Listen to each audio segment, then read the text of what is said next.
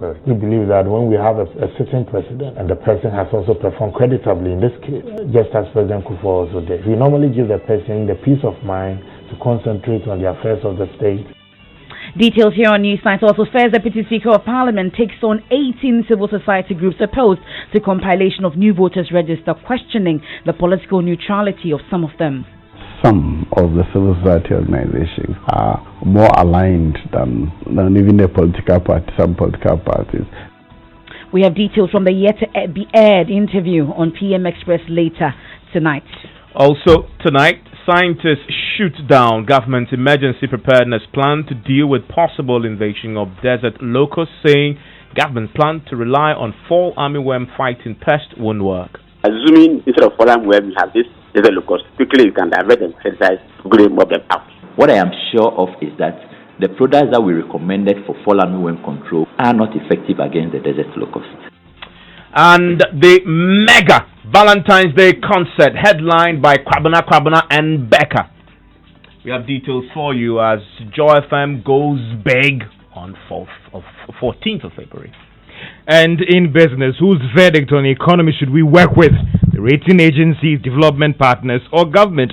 We have some analysis later in business. And later in sports, new Black Stars coach Siki Akono has been tasked to win next year's Africa Cup of Nations and also qualify the team for the 2022 FIFA World Cup in Qatar. And later in the bulletin, we hear how American songstress Alicia Keys eased the sorrow among a packed audience at the 2020 edition of the Grammys after news of Kobe Bryant's death broke. It's the Grammys, gonna have a ball, and here's Alicia Keys to get you through it all. Okay. We have all that and more here on Newsnight, brought to you by Puma Card from Puma Energy, cash-free convenience. I am Emefa, Apawu. And my name is Evans Mensah. I want to join us with your views and comments. Send us a WhatsApp 0244 340 437.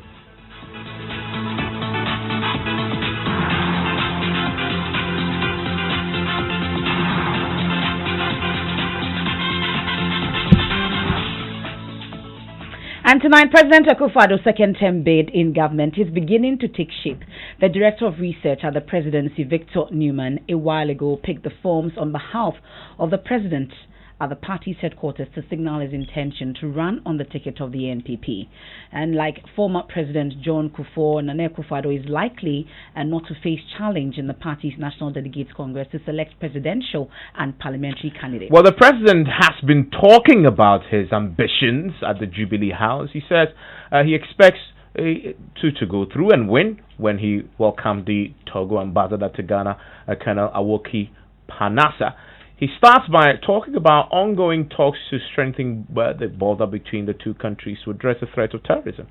You've identified a common threat to our nations, and that is the work of the terrorists who have invaded the Sahel and are undermining and destabilizing ECOWAS and the region of West Africa. So we are required to work together in close solidarity to be able to confront and defeat the terrorist menace. And that is the reasoning behind the initiative we took to bring the intelligence agencies of Togo, Benin, Cote d'Ivoire, Burkina Faso, and Ghana together in the Accra initiative. Today, Mali and Niger have also joined the Accra initiative. So on all fronts, this need for us to work together remains. True, both our countries are about to have an important electoral exercise this year. This year is the term of the presidential election. I'm hoping to be the candidate of the ruling party here in Ghana. And I'm hoping that this year, he in February and myself in December, we will both be successful. They will have the opportunity to come to work together for the progress and prosperity of our two nations and people. Well, to win a second term, he must first cross the initial hurdle of the presidential primary in April, and as of now we don't expect that somebody will come up to challenge him, but he's taken the first step. He's gone ahead and picked his nomination forms. The nominations were opened on the 20th. The General Secretary of the party, John Bodu, says the door is opened, guess what, for anyone interested to come forward, pick a form and challenge the president. Yeah, satisfy the first rule by paying the 20,000 bankers draft in favor of the party.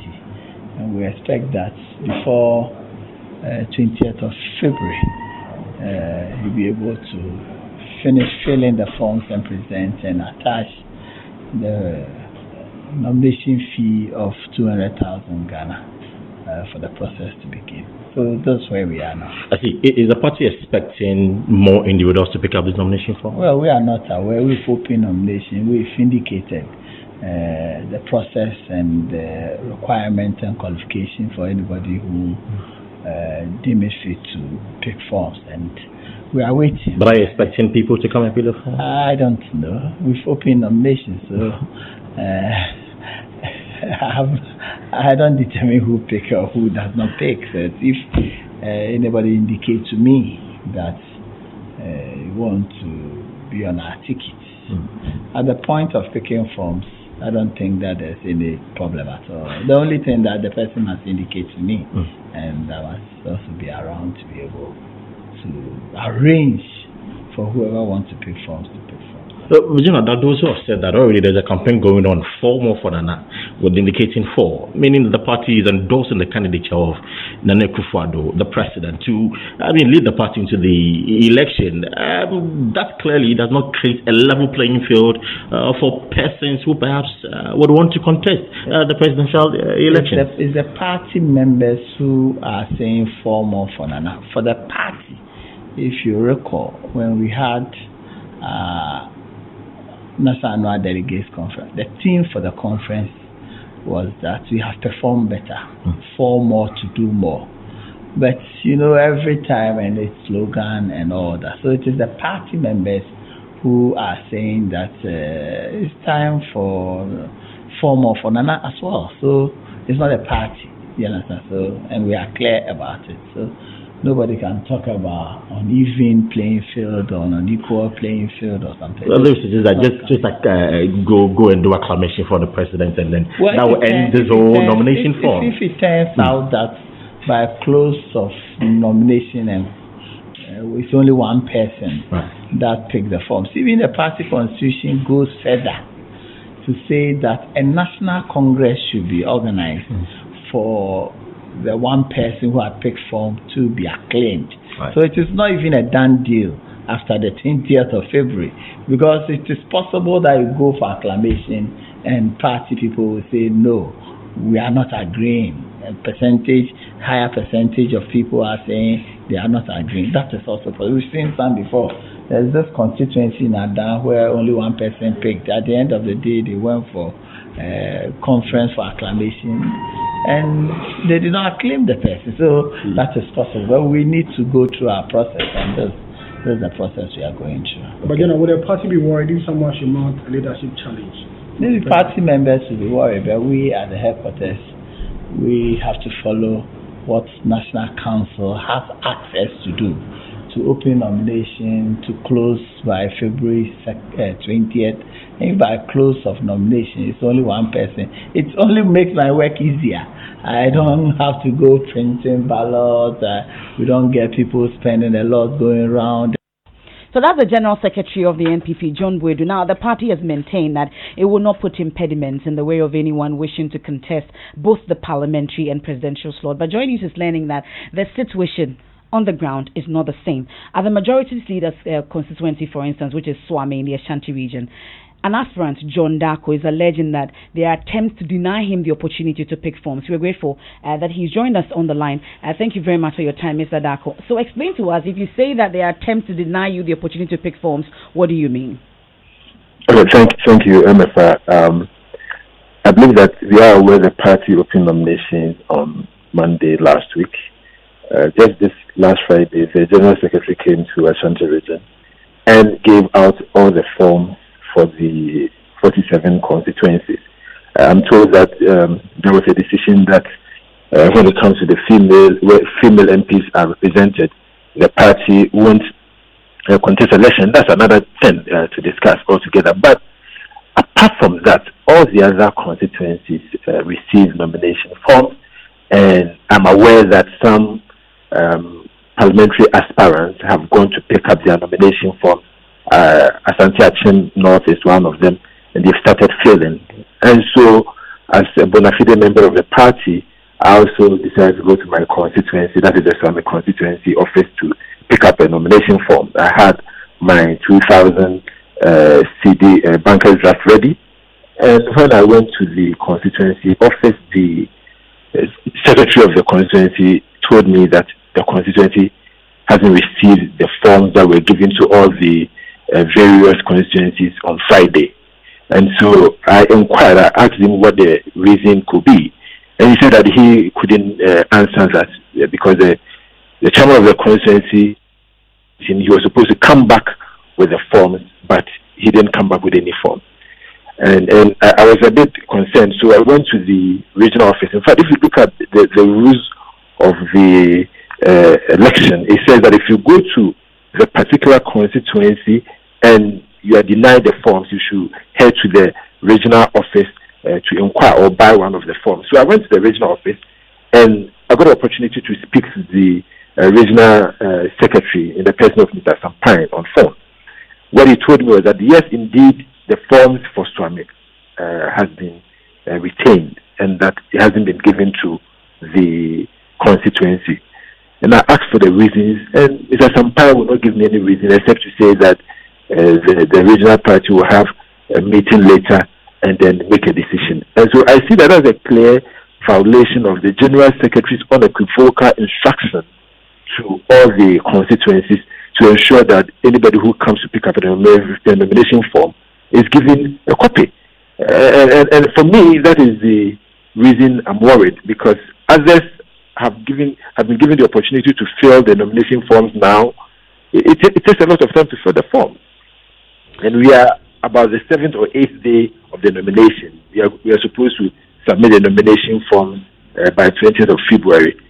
And as now, I'm unable to get a nomination form either from the constituency or the region. Mm-hmm. And obviously, that's a worry for me. And your checks today also, you were not able to pick the form. So the entire Swami constituency doesn't have nomination forms. Is that the case? Yes, the entire constituency doesn't have a nomination forms. But what could be your suspicion, having checked and the reasons that has been given to you? What could be your suspicion? Because I know that you've been nursing this ambition for about 15 years now, wanting to contest the majority leader. What could be your suspicion? In fact, at this point, I don't want to hazard guesses or suspicions. I want to believe that somebody is not doing his work well, because the General Secretary was very clear. He said that on several platforms, that anybody who wants to pick up a nomination form should be given the form. And so I just don't know whether somebody is just trying to frustrate my efforts, or somebody just doesn't want me to contest the election. I just don't know. But the rules of our party are very clear. I believe that this is a party of democracy. It's a party of J.B. Dankwa, the party of the Kufo, the party of Adubuahin, and the party of Nanado, the party of democracy. And anybody who wants to contest an election should be given the opportunity to do so. But I feel strongly that my efforts have been frustrated. But beyond the region, though, because we're told by the national organizer that if you feel this way, you can come even to Accra to pick the forms. Have you tried that also? Not yet, but I believe that I have to exhaust the... Do we have Mr. Darko on the line? It looks like we've dropped, we just lost Mr. John Darko there on the phone. But we'll try and bring him back so he can finish that statement. But we've been joined on the phone also by the Ashanti Regional Secretary of the party, Mr. Sampine. Do we have Mr. Sampine on the line? It appears we don't have Sampine on the line. We have a technical challenge there, and we'll try and reach Mr. Sampine. We'll rectify that challenge on the phone lines and then bring back Mr. Sampine on this particular issue. Well, the party laid out a procedure. In fact, they anticipated that some of the constituencies will have this challenge, because this is not the first time nominations have been opened and people claim, or there have been evidence of deliberate machinations to get people not to pick the forms. And so part of the procedure is that if you don't get in the constituency, you're allowed to go to the regional office to pick it. If you don't get it there, you can actually file the petition at the party headquarters, national headquarters, and appeal. In fact, through which the case will be heard, and if you prove to the justification, you will get the forms to pick. In fact, it was the national organizer who made the point. The criticism of that particular process is people are entitled to pick the forms, and so why must they appeal before they get heard when they are denied at the constituency level?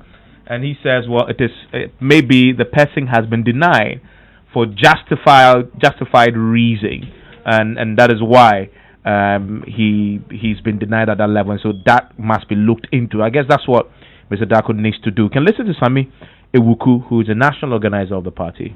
Well, we will still have to go through the process by going through a National Delegates Congress. For instance, in the party's constitution, where there's only one contestant for nomination as the party's presidential candidate, the National Congress shall acclaim his or her nomination as the party's presidential candidate. So there won't be actual casting of ballot for him if he's the only person?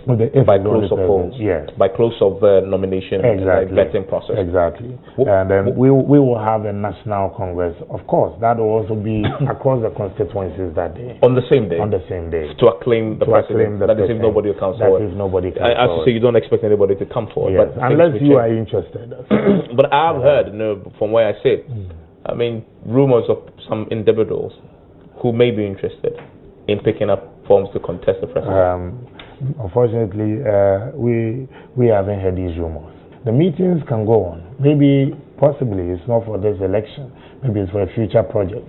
But from where we sit, I don't foresee. Look, when President Kufuor was going for a second term, he didn't have any contest, if you recall, in 2004. And the MPP has a spirit. We believe that when we have a sitting president, and the person has also performed creditably in this case, just as President Kufuor also did in this case, we normally give the person the peace of mind to concentrate on the affairs of the state and then encourage him to do more for the citizenry as well. Will you vet the president? Of course, the president will be vetted. You vet the president will be vetted. What's the point of that? When the person he qualifies to be the president of the republic, and you're still going to vet him for. Let me give you for the sake of formality. Let me give you the presidential vetting committee.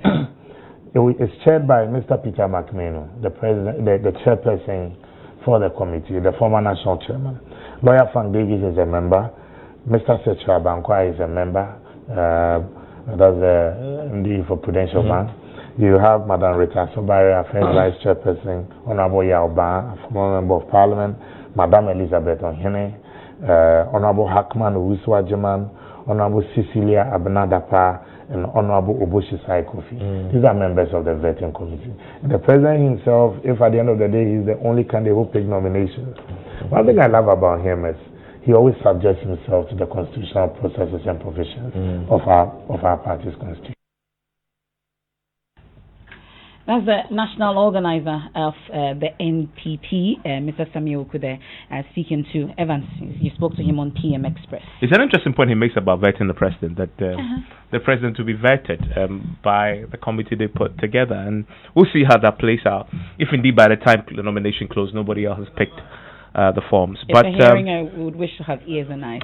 Well, I guess it's a formality, it will be, because if the president qualifies to be president, I mean, what else are you gonna vet him for? Okay. Let's speak to the Ashanti Regional Secretary of the party, Mr. Sampine, on the allegations that we've heard from Mr. Darko that his attempts to pick forms in Swami is being frustrated deliberately. Mr. Sampine, what's your reaction to the allegations by Mr. Darko that he's been frustrated deliberately in his attempt to pick forms to contest the leader in Parliament, Joseph Owusu? The leader in Parliament, Osechi Mensah. Osechi Mensah. Yes, thank you, Evans. It's quite unfortunate that people will go to all lengths and try to distort and misinform public about matters. And I'm glad that you asked him a simple question about he having taken the matter to the National Party, and he said he wanted to exhaust the procedure in the region. And if you were on some radio stations, jumping from station to station, talking about these matters. I spoke with you. You came to the office. I was in the office. You came to be the administrator. So the administrator called me and I spoke with you on this matter. I said that yes, the party, the regional executive committee met on Friday. That's when we we took delivery of the funds for all the concerns, the 44 concerns. And then that we were looking at certain concerns and strategically, and also as per some arrangements, the issues there, which needs to be managed well before we go ahead and even distribute forms. What issues you have in Swami that you need to manage well? These are party matters, but unfortunately I cannot be budging on radio. I mean, I'm just curious. I mean, this is just sale of nomination forms, and what law could prevent? May kill the cat, so I don't want to dead. So just let's. I'm sure this cat has 9 lives. He will survive. But these are party matters that cannot be discussed for strategic reasons. So we're looking at it, how to manage the situation and make sure that we come out of the primaries with people not getting hurt. We don't want rancor. We don't want disturbances and talking in the region.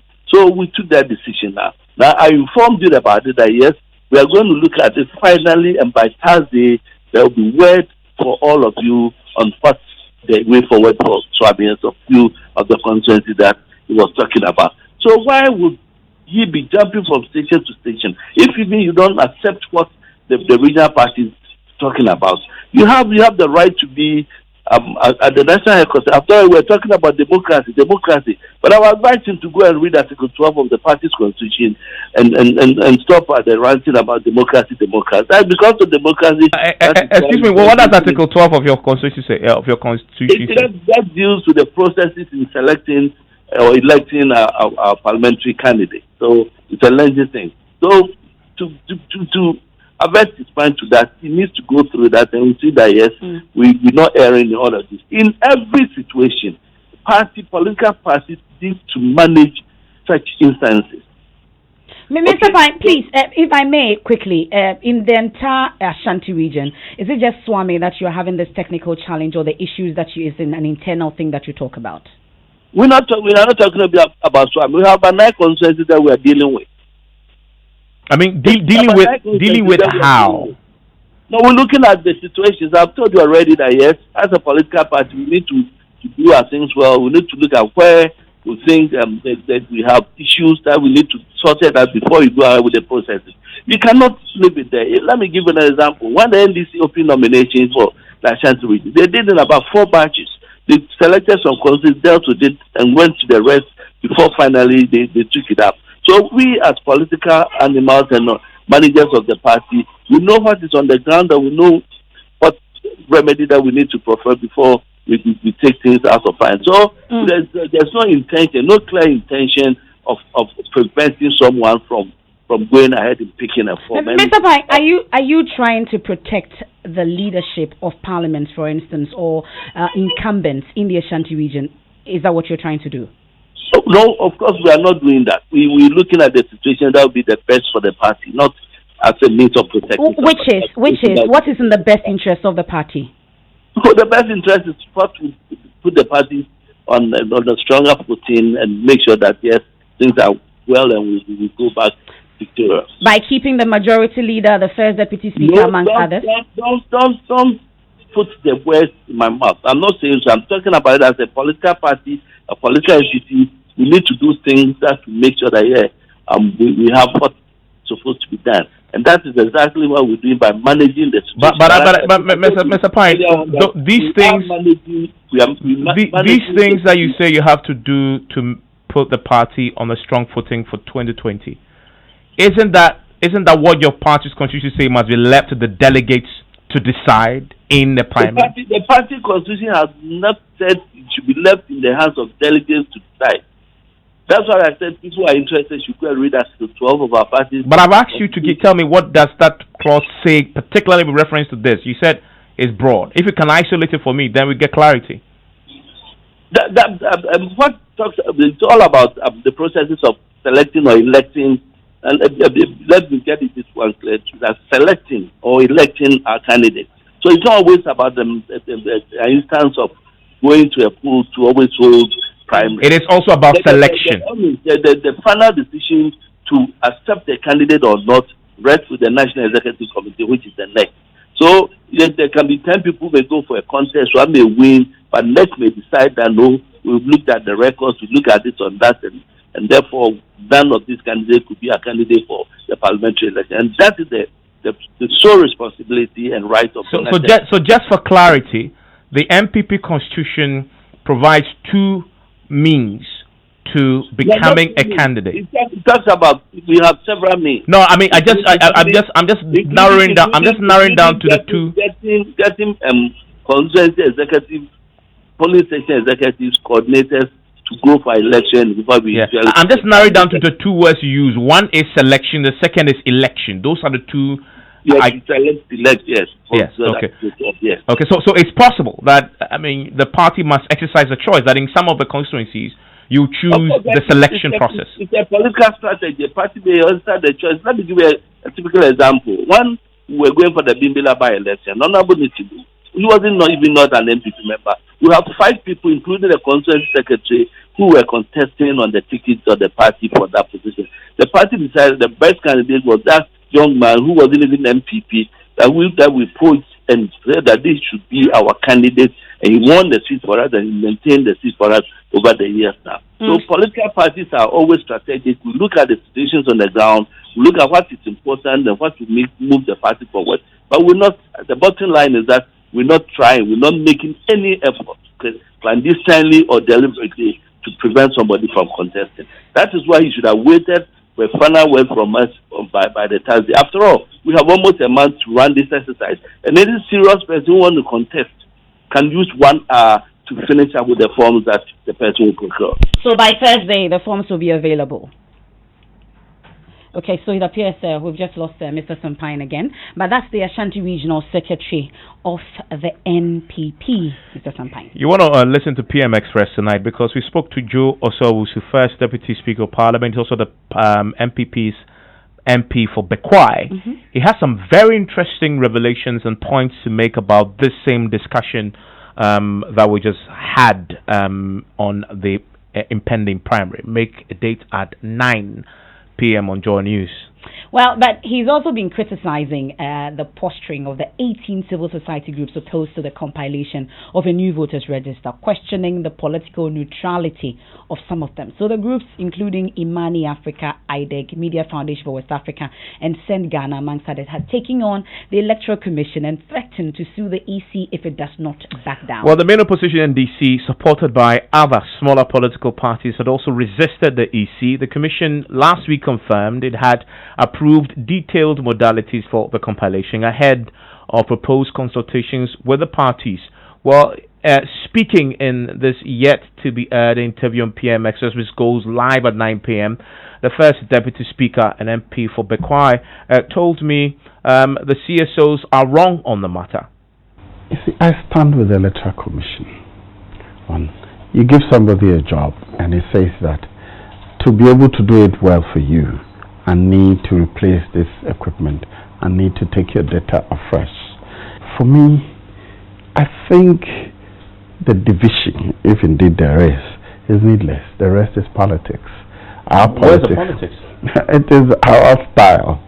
There are 18 civil society organizations, very reputable, credible ones who've also joined the call for the EC to back down. They certainly aren't doing politics. And there are others on the other side, but what is really... But they certainly aren't doing politics.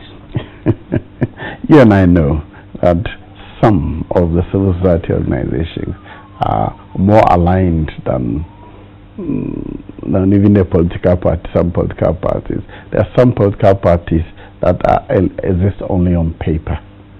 And each of them... civil society organizations. Hello, there are some of them who are started and operated by non-party activists. Some on my side, some on the other side. In the end, it comes to the same political divide. But these 18 I'm talking about are not those you put in the bracket. They are talking about... What have they said? About the Imanis of this world. What have they said differently from what the political parties are saying? I mean, their views on the subject may be aligned, but you can't put them in the same political bracket. Certainly not. I said, beyond the politics, I don't see where the divide is, truly. Because the argument of needless expenditure is not justifiable. It is, isn't it? The Electoral Commission has put a huge list of reasons why. Now, if we do not permit them to do what they consider as appropriate for delivering a credible election, who will we hold responsible should anything go wrong? So that's the first Deputy Speaker of Parliament, Jose Wusu, and he will be live on PM Express at 9 p.m. on the Joy News channel, also on all our social media platforms. You want to catch that interview. Very, very revealing. It's time now for business. When we return, scientists shoot down government's emergency preparedness plans to deal with possible invasion of desert locusts, saying government's plan to rely on fall armyworm fighting pests won't work. Assuming instead of fall armyworm, we have this desert locust, quickly you can divert and fertilize to grow more them out. What I am sure of is that the products that we recommended for fall armyworm control are not effective against the desert locust. And the mega Valentine's Day concert, to be headlined by Kwabena and Becca, has been launched today by Joy FM. If you don't know the meaning of love, if you have ever tried to define love, this will give you the true meaning of love. The icing on it will be the beautiful performances from the ever smooth Kwabena and the music goddess herself, Becca. Will it be my date, George? Why not? Why not? You caught him by surprise there. He never in his wildest imagination he could imagine that you extend such an invitation. Emefa and I go a long way, so it's not about he coming on air to talk about whether I'll be her date or not. So talking about wildest imagination. To confuse them. No, you're confused. Sometimes you are careful about what you say on air, you understand? It goes very far. It's just a yes or a no answer. Now we are talking plenty. But I mean... Is it yes or no? Why not? Yes or no? Yes or no, now why not? What's in business, well, in business, you're finding out whose verdict on the economy should we work with. Is it the rating agencies, the development partners, or government? You have some analysis later on business tonight. And some economists optimistic government will secure some favorable rate for its Eurobond sale, which they actually began the roadshow in the United States of America today. The business news on Newsnight is brought to you by MTN Business. Welcome to the new world of business. Kingdom Books and Stationery, your number one-stop shop for all your office essentials. And First National Bank, we are the bank that understands your business. First National Bank, how can we help you? Mr. Barr has big dreams for his business, Barr & Co. Limited, and his family, making them a reality man to long drives and queues. He's lost precious time struggling to pay his suppliers in China, Turkey, India, and other parts of the world. With the First National Bank global payment via our online banking enterprise, he now pays for all that in the convenience of his home or office, giving him time to focus on family and growing his business. Use our online banking enterprise to access Forex when you need it. It takes a bank that does more to help your family. So who's helping yours? First National Bank. How can we help you?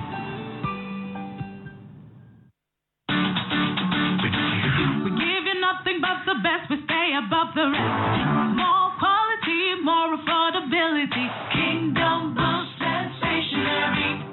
Everybody's going to the one and only shop where customer satisfaction is a guarantee. Kingdom Books and Stationery. Oh yes, with our 30 days credit facility with no interest charge, free delivery services, and now free consultation on setting up your office, Kingdom Books and Stationery is unmatched in our delivery of quality and affordable office essentials, equipment, and furniture. Experience world-class customer service in all our branches in Accra, Tema, Kumasi, Cape Coast, and Takoradi. Call us on 0302-764-101 or visit our website at www.kingdomgh.com. Kingdom Books and Stationery, your number one-stop shop for all office essentials and stationery. Terms and conditions apply.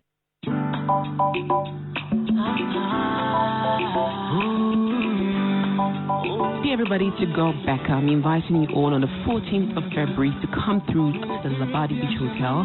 It's going to be 7 p.m. It is the love experience. Come along, let's have fun, let's enjoy, and come meet me in Komna as we give you amazing performances. 14th of February, Labadi Beach Hotel, 7 p.m. See you all there. To buy your tickets for the love experience with Becca and Kwapna via Momo, just dial *920*50#. Select the buy ticket option and select option 3 to purchase it. Shed your diamond, you made me so beautiful. Shed your diamond, made my life so meaningful. Shed your diamond. We know it's important to create a productive and supportive working environment by investing in your employees' health. With a leading international track record, Apex Health Insurance is regulated and licensed by the National Health Insurance Authority to provide medical insurance services to institutional clients, families, and individuals. Apex Student Package and International Medical Solutions are all here to cushion you. Visit Apex Health Insurance Office at Zion House, Boundary Road, Shiashi, or call 0501-683-914 or 0232-000-015. In Kumasi, we are located opposite Prempeh College, Sofo Line, and in Takrady, Apex Health, your preferred health insurer. Joy 99.7 FM, radio for the discerning listener. Welcome back to Business on News Night. Now, government's decision to link Moody's credit ratings prudent management of the economy has again raised some questions. That is, when it comes to management of the economy, whose verdict should we be working with? Is it what the rating agencies are saying about the economy, the country's development partners like the IMF and the World Bank, or what government itself has highlighted about how they've managed the economy? We have some analysis in this Business Desk report. Moody's, in its recent report, stated that it had reviewed Ghana's credit ratings from B3 stable to positive. This is based on ongoing reforms aimed at stabilizing the economy over the medium term. Moody's in the report noted that the outlook also reflects increasing confidence that government will manage those spending-related pressures in such a way that may not blow things out of hand. It also stated that these reforms that were initiated by the IMF have actually started yielding results. Now, following the report, government has also indicated that the ratings show the economy is back on track. Meanwhile, the IMF in its staff report has maintained that rising debt stock, which has hit about 208 billion cedis, remains the biggest threat to the economy, arguing that a lot is still not being done to stabilize the situation. The IMF in its staff report also noted that the country could soon be classified as a debt-distressed country if measures are not taken quickly to address the debt situation. However, when it comes to the management of the economy, government has also maintained that looking at how things were before they took over management of the economy, it would not be wrong to say that the economy is now firmly stabilized. Meanwhile, some development partners have argued that all these indicators mean nothing unless they impact directly the costs and standards of living.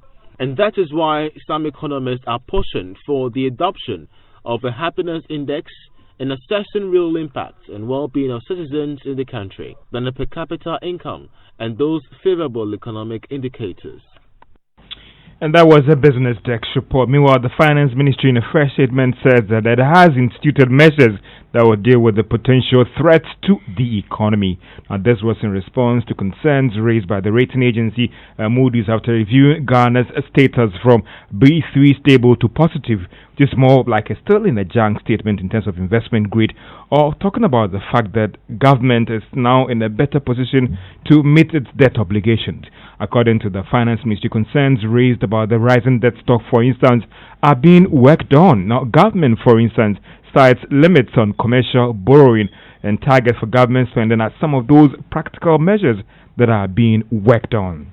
In a later development, economist Professor Godfrey Bopkins says he largely agrees with the views of the ratings agency Moody's. He is, however, worried about the concerns raised about that debt stock and also election year-related spending. The rating itself has noted that in the next 1 to 2 years or so, there are some reforms, there are some serious things that we have to do to be able to improve on our rating. They are within control. But it's a bit challenging because it's an election year. For now, government can talk about fiscal discipline as though they will be able to walk their talk and talk their walk. But the last 4 months of 2020 will be very critical. And when you observe, since 1992, the last 4 months of every competitive election year we have had, it's as though nobody manages anything because politicians are after votes. And sometimes the deficit we tend to see happens in the last quarter. Professor Godfrey Bobkin is an economist. Let's talk about the Eurobond. And some economists are optimistic that government is likely to secure some favorable rate for the Eurobond sale. Now, government today began the roadshow with the plan of raising up to $3 billion in the first week of next month. However, there are concerns being raised about whether the environment is favorable and whether government could get a good price during this time. Let's first hear from economist Professor Peter Korte. I think if your macro fundamentals are right, your credit ratings, your confidence in your economy is also good. So that, in a way, helps to obtain some decent rate in terms of the Eurobond. I'm not saying it's going to be very significant, but that is one positive signal that, yes, you're able to achieve your targets. Once your credibility is good, then certainly that has some positive effects on how lenders will rate you and how they will deal with you in terms of your risk. So for you, what are your expectations going into this rush? Come out of an IMF program, and if you look at the macro figures so far, sends a good signal to the international community that, yes, we have what it takes. And I think we should be able to borrow at a fairly decent rate now. Professor Bobkin also believes that investors might reward government for some of the prudent measures that they have taken. A lot has happened in the country, even though we have made some progress and we would expect that investors will reward us. It's not so much about the past right now. The investors are going to price the future that much. But of course, dollar denominated, any rate above 5%, above 6%, above 7% will still be considered as something. What rate are you looking at for you? If we get something below 8.5, that would be good. That would be good for us. And can we get that? It also depends, because it depends on the strategy we employ. And that's economist Professor Godfrey Bobkin. That's all for business. The stock market, if you hold a Cowbank share, was down by a peso to close at 97 pesos. MTN also lost a peso to close at 67 pesos. And that's all for business on Newsnight. Remember that letter that the priest wrote from the prison that said, "Be my Valentine." Are you talking to me? Yes. Hopefully. Okay. Thank you very much, George, with the latest. If I wake up in the morning and hear that your leg is broken, I know. I can guess where you got it from. There's George opportunity to do a POP, you know. All for love. Okay. George, thank you very much for business. So listen to News 9 on Joy 99.7 FM. Now, about 200 Ghanaian students studying in the Chinese city of Wuhan, the epicenter of the deadly coronavirus, are demanding immediate evacuation to Ghana. Now, at least 80 people have been killed in the outbreak, with nearly 3,000 cases recorded. The worried students have been locked up in their rooms for 8 days now, and they say they have run out of food supplies because the city is closed due to fears of the virus spreading. I spoke to Felix Ado, he's the president of the students in China. Our members in Wuhan, they want to be evacuated. And I believe that I have also passed same information to the ambassador. They had a meeting today, and they are meeting the Wuhan executives at 10 p.m. That's about 2 hours from now. They are going to have a meeting with them, and this issue will be discussed thoroughly during the meeting. So the message has been carried from our members to the ambassador, and he's meeting the Wuhan executives to ensure that they know the best possible solution to have for what is going on now. So from what we hear, they've been locked up for 8 days now. They are running out of food supply. Whilst we meet to deliberate on it, any help, any intervention for them? Yes, so because the city is under lockdown, I believe that these things are expected. Some shops are closed because it's also the Chinese New Year, and irrespective of the virus that is spreading, it would have been a similar situation. But because of the panic and the spread of the disease, people have been kept indoors because that's what we've been asked to do to protect ourselves. And so today I spoke with the Wuhan president, and he said some shops had opened, and so they were going to get some supplies and groceries for members who need it. And so that is an intervention now, and I believe that by evening time they would be able to get these things to the members who need it. But from your checks, though, no Ghanaian student has had the coronavirus disease just yet? No one is infected as of yet. Evans, as the national president of Ghanaian students in China, Felix Jeu Ado, well, back home, Ghanaian health officials are confident that measures in place are enough to detect and handle suspected cases of the virus following its detection in La Côte d'Ivoire. We have more on that because head of Joy News Health Desk, Fred Smith, has been at the Kotoka International Airport, but also a Ghanaian PhD student who returned from China last night, Michael Al-Hassan, has been raising concerns about the seriousness of the screening exercise at the airport. Mr. Gideon Akwe is the director of Port Health. He's been responding to the claims. Well, we're here at the Kotoka International Airport to speak to authorities about what they're doing to protect Ghanaians in the light of the coronavirus outbreak in China. We do know that it's been spreading to other countries, and just today we've been told that Côte d'Ivoire is testing for a suspected case. So at the Kotoka International Airport, where lots of passengers are coming through from affected countries, especially China, what is in place? That's why I'm here to speak to Gideon Akwe. He's head of Port Health at the Kotoka International Airport. Currently, what we are doing now is any flight that will land in Ghana, we have the health declaration forms. So we give to all the travelers or to passengers to fill. After filling at the upper arrival, when you get to the screening point, we have 3 thermal scanners. So as you are passing, it will be picking your temperature. So those who are not aware, they will not know that we are taking their temperature, but the machines are there. So as you pass through, you state your name, your sex, date of birth, nationality, country of departure. You have to state on the form. This is given to all passengers? All passengers, yes, okay.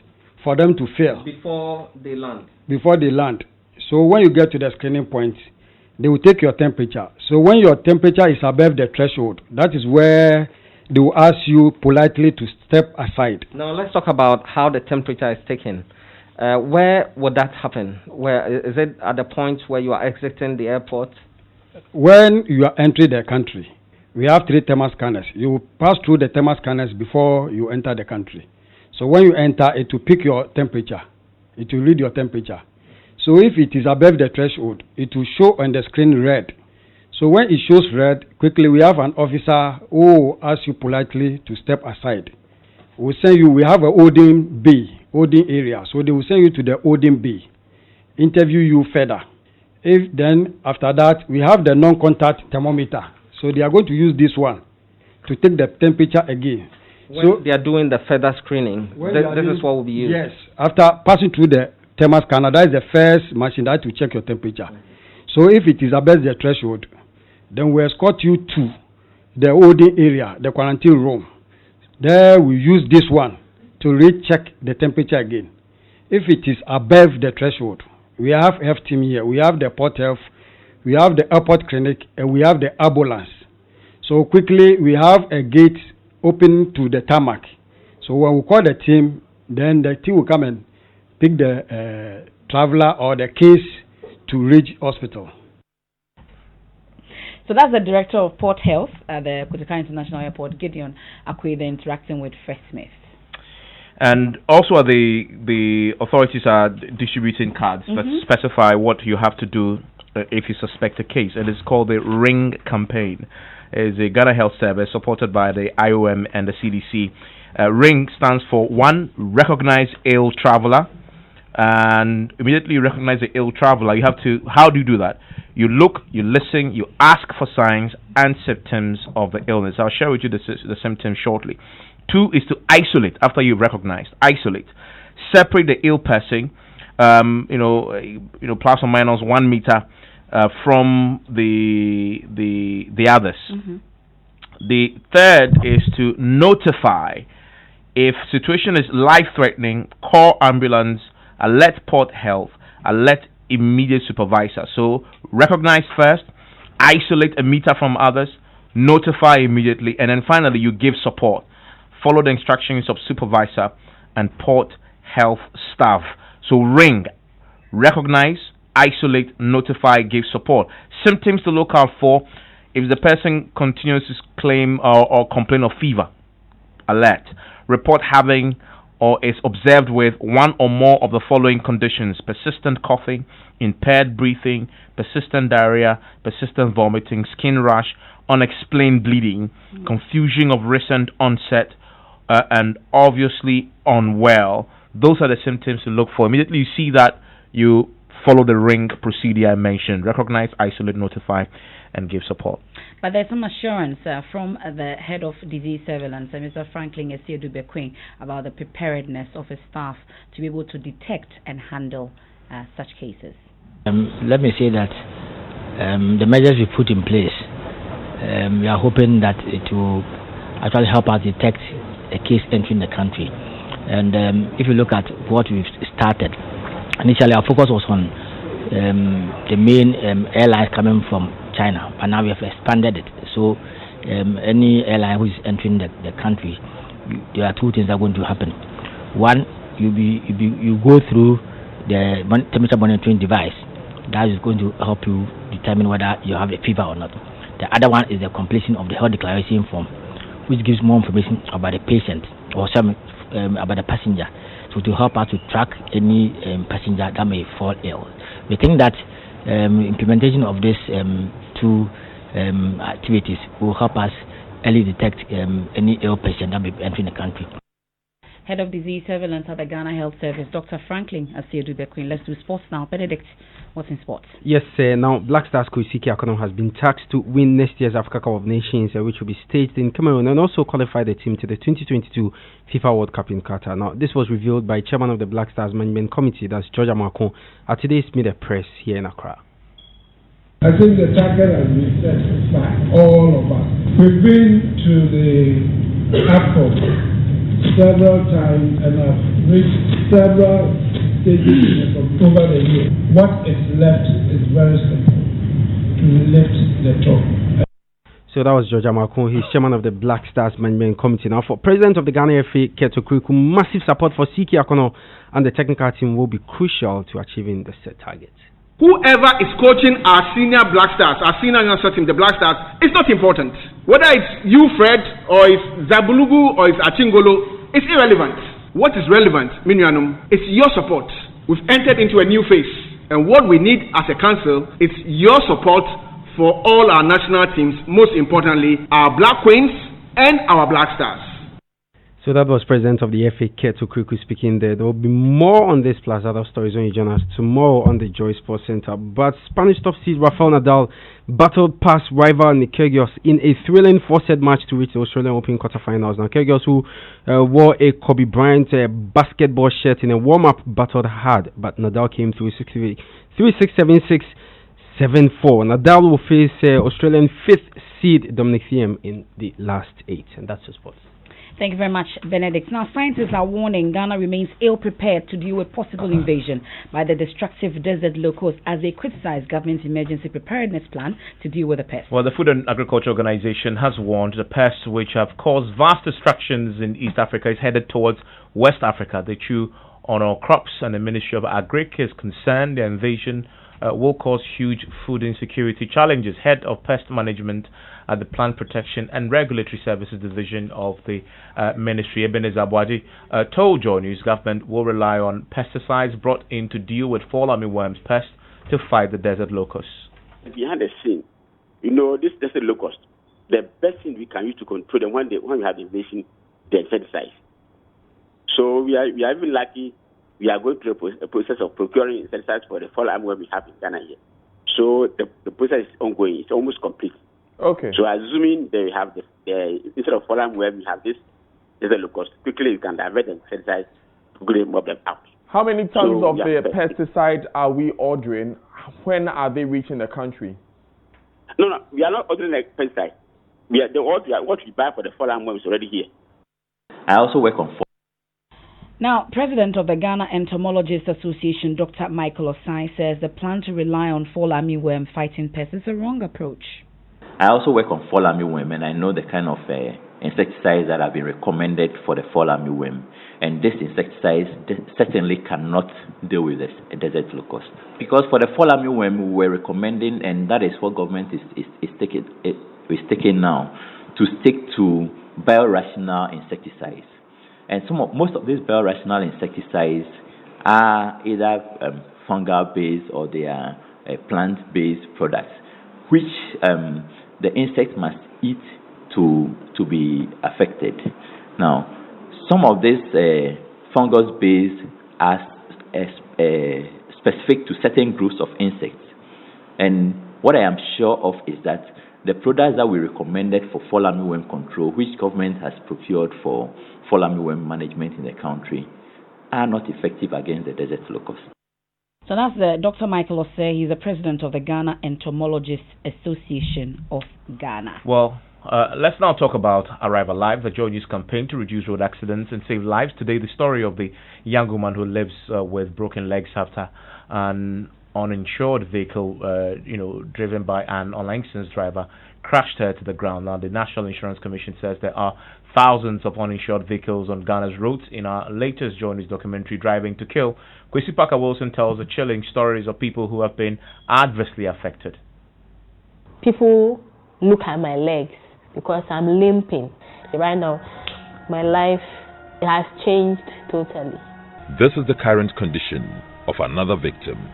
She's been rendered physically challenged after a soldier crashed her. I was standing right in front of the car. I just felt a bang from the back of my car, and then I realized I was crashed into the car that was parked at the distance, the Good Samaritan's car in front of me.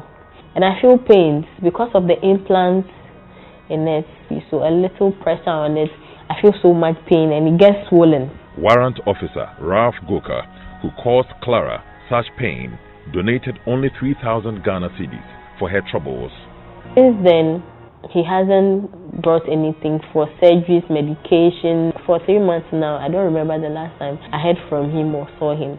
From the beginning, he presented an insurance number that his car was insured, but the insurance company confirmed that he was fake. So his car was not insured, and apparently he wasn't even having a driver's license. Clara and her husband were forced to drag the officer to court. Arrive Alive, and the documentary airs tonight on the Joy News channel between 8:30 and 9 p.m. Make a date. And that's just before PM Express as well. We're hosting Joe Osei-Wusu, the first Deputy Speaker of Parliament. Now, if you enjoyed Joy FM's 2019 Valentine's Day with a maestro Kojoenchi, then prepare for a bigger and better event this year. Evans, you know why? Well, because your superstation Joy 99.7 FM is taking its listeners on a special Love Ride this Valentine, dubbed the Love Experience, which will live with them and that special one forever. Now, come 14th February, we are inviting patrons to come wine, dine, and enjoy amazing performances from Kwabena and Becca with their significant others at the Labadi. Significant others only? Well, anybody else. Your girlfriends and your side guys and side boys, everybody else are invited. Listen to them tell you why you shouldn't miss out on this event. You know, I accepted to do this, number one, because you are a household name, and everybody knows that when you're putting events together, it must be exceptional. And then the icing on the cake is when I knew I was going to be doing this with Kwabena. That absolutely wowed me, because I know that he is the best person when it comes to love. No other person, and I repeat, can be compared to him when it comes to love and music to do with love. Yes, he's amazing. And so round of applause to Multimedia for putting this together. So that night, I'm going to be surprising you with some amazing performances and some acts that you've never seen Becca done before. We are happy to perform for you on the 14th of February, that's on Valentine's Day. And we want you all to come in your numbers, come with your spouse, come with your partners, come with your friends, family, everybody. It's a celebration of love. So get your ticket, get ready for 14th, and we'll also be ready for you, myself and the always beautiful Becca. But I never found you came along and took advantage with the vintage act of age. Oh boy, Hey, you lied to me. Okay, I just did a little harmony to her, so yeah. Perfect song. You lied to me. Not on Valentine's Day. I'm not lying to you. Are you lying to me when you say you'll come along with me? I didn't say you. I said George. Okay. Well, that's it for News Night tonight. We'll leave you with the Alicia Keys Grammy performance, correct? Exactly, and then other things that came up. But do make a date and stay with Nanan Sokwao, and he's asking whether we can develop on compassion. That's my opinion.